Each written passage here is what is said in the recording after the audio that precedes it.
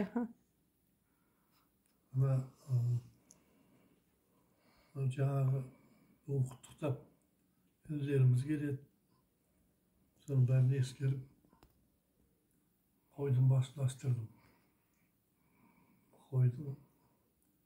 Қойдың басы тұнып тұрған витамин болады. Өте пайдалы ет. Тарихтан білетін бір әңгімеміз, баяғы алпамыс қалмақтардың қолына түсіп, олар алпамысты шыңырауға тастап жүрген кезде жаңағы қалмақты ханның қызы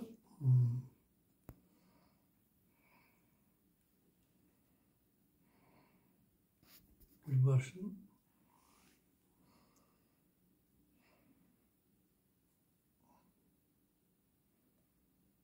кімге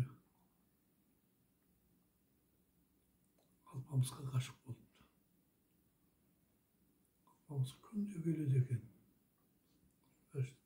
Алпамыс, саған не әкелейін деп.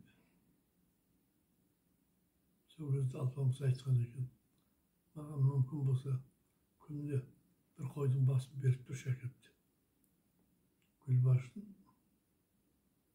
күнде бір қойдың басын әкеп беріп тұрды.